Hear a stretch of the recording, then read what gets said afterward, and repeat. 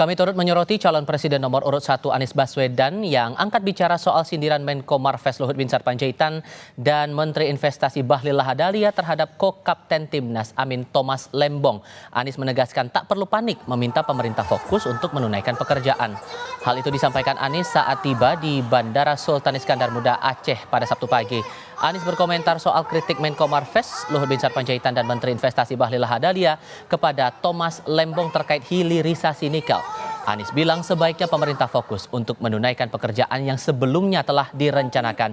Menurut Anies, gagasan perubahan yang semakin kuat membuat pihaknya tidak khawatir dan panik. Gimana ya nanggepinnya ya? Saya sih sederhana begini, tunaikan saja yang sudah menjadi rencana pemerintah. Kalau memang ada rencana, tunaikan. Dan kami bersyukur bahwa gagasan perubahan ini makin hari makin kuat, jadi tidak perlu khawatir dan panik. Ya.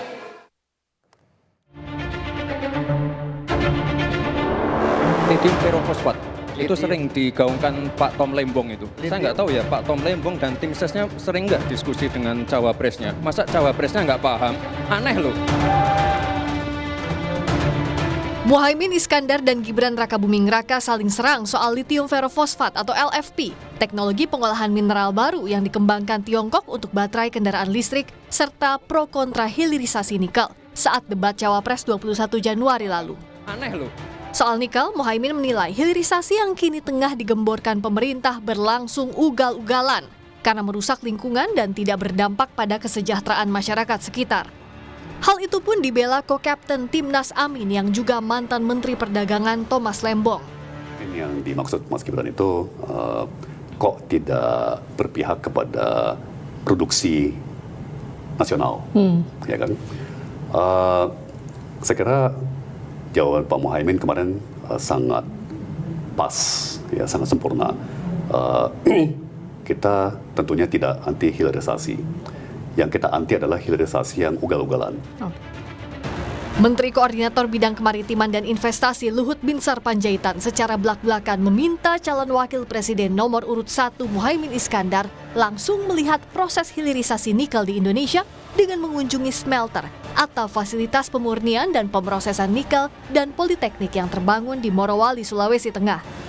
Luhut menuding Caimin melakukan kebohongan publik terkait hilirisasi nikel. Saya pengen sebenarnya mengundang Muhaimin itu berkunjung kan udah ke WDB, ke Morowali untuk lihat sendiri, seeing is believing.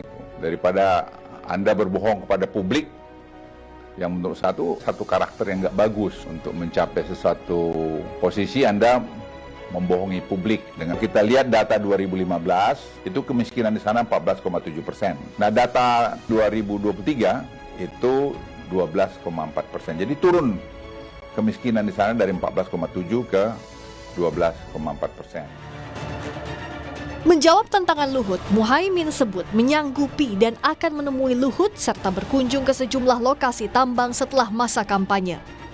Itu soal tantangan Pak Luhut kemarin, Pak Luhut menunggu telepon dari Gus Imin itu. Oh iya, nanti kalau kampanye ini mulai agak reda, ini saya lagi di daerah, tentu akan saya temui Pak Luhut, saya ajak ke daerah-daerah tambang. Selain menyasar Muhaimin, serangan balik terkait hilirisasi nikel pasca debat Cawapres lalu dikemukakan Menko Marves Luhut Binsar Panjaitan terhadap ko-kapten Timnas Amin Tom Lembong. Luhut meminta Tom Lembong melihat data panjang pergerakan nikel. Bahkan, ia juga menyinggung tugas Lembong saat menjabat Menteri Perdagangan dulu tidak pernah selesai. Tim Liputan, Kompas TV.